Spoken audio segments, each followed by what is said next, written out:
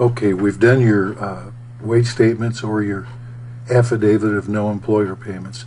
The next thing we're going to fill out is a form that shows whether or not you've taken that pre-counsel course. You know, you'll learn in this series that you have to take a telephone course called the pre-counsel course. It's not a difficult course. If you become a client of mine, you and I will do some worksheets before you telephone, and I'll have you 100% prepared to take that course. This is a 2-page document for each debtor. So we're going to have a 2-page Exhibit D for the husband, and we'll have a 2-page Exhibit D for the wife if it's a joint filing. And all you're doing, the importance of this document, is right here where you're saying, well, within the 180 days before I filed my bankruptcy petition, I took that pre-counsel course. That's really all this form says. It took them 2 pages to get that done. So that's it. Here's the second page of that Exhibit D. Now, when you take the course from the course provider, you're going to receive, and I will receive by email, if you'll tell them Jim Maroney is my attorney, they're already, most of the providers are all going to have my name and email and my fax number. So they will send me a copy as well as sending you a copy. But this is what a certificate looks like from one of these companies. On the top right, they will assign a certificate number to the file that they open for you. And then they'll give the date and the time when you took the course. They'll put the name of their own company. And that's essentially it. It's a simple form. So if it's a joint filing, I'm going to have one of these for each of the clients, one for the wife, one for the husband. Now this form here, the next one, 342B, when you and I attend your 341 meeting and we meet with the trustee, some of these trustees like to throw you off balance when they begin asking you questions. For some reason, they seem to enjoy doing that. And the way that some of them try to do it is to ask you if you're familiar with Form 342B. Well, this is Form 342B, and I'm required within 3 business days of when you and I first meet to give you a copy of this document and have you sign it that you've received it. It's frankly a misleading form in a lot of respects, but you're required to be provided a copy of it.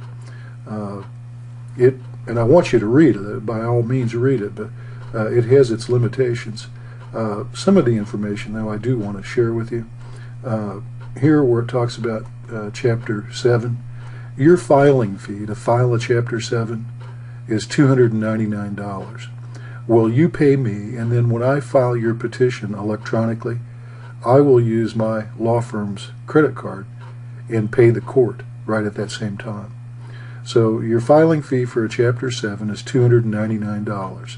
It's $299 whether it's a single person or for a joint filing for husband and wife. Now for a Chapter 13, going on to page 2 of that same form, your filing fee for a Chapter 13 is a few dollars less. It's $274. So read this form. The one, not to scare you, but you need to read it and be aware that they're forewarning you. A person who knowingly or fraudulently conceals assets or makes a false statement. It doesn't mean that you're trying to cheat anybody out of anything, but you knowingly made a false statement. So as we go through your petition, you and I are going to disclose everything. That's how I protect you and make sure that your discharge is in fact a discharge of all your debts that you can rely upon. Now down here at the bottom, you've got a non-attorney petition preparer signature. I have one of the videos that talks about these folks, these preparers. They're dangerous people, and I'll give you the reasons why they are dangerous. But you'll sign this certificate that you've received this notice. and that becomes a part of your bankruptcy petition. Now, it's taken us this long to actually get to your bankruptcy petition itself. All the gobbledygocks out of the way, and this is the first page of your actual bankruptcy petition. All the other documents that we've just went through, they're going to be included in your bankruptcy filing. I'm going to send all of those documents to the bankruptcy court electronically, but this is actually the first page of your petition. So let's take a look at it. Concentrate first of all on the left side of the top. We're going to put your name, last name, middle, first, all your alias names. And again, an alias doesn't mean anything. It just means that you've used that name. If you become a client, again, I have an extensive video that I give you where you cover all this. So in this series, I just want you to get the idea. Your bankruptcy petition itself, we're only going to disclose in the petition the last 4 digits of your Social Security number, nothing more. We're going to give your street address where you live. And we'll put your zip code, of course. The county of residence, that is important because that will determine where your 341 meeting is going to be held. Now, for my marketing area, if you've watched the videos on hiring an attorney and learn from that, you'll learn that my meetings for my clients are either going to be in Springfield or in Carthage. And that county of residence that we put there, that's going to determine that. Now the next box, mailing address, that's important. If you've got a problem with your mail, you know, a lot of people do that.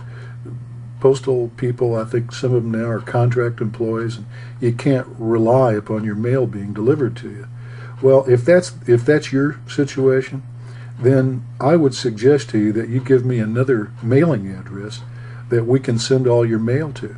It doesn't need to be your address. It could be a daughter or a son or anybody else that you know is going to get your mail so that you can go by there and pick it up reliably. So let me know that. Now, the right side of the form is for the spouse. It's the same information. If you guys have been married less than 8 years, then we want to put down the maiden name for your wife, any trade name she's got. Now, on trade names for both husband and wife, let me point something out to you. Let's say on the weekends that you cut grass and you've got the name of a company that you use to cut grass. You're not incorporated. You've never filed a corporation papers, but you use that name. Well, if that's the case, then we need to list that trade name as a part of this alias disclosure. So again, alias doesn't mean that you've done anything wrong.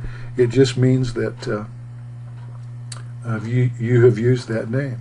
Now the next, page 1, we're still on page 1 of your petition.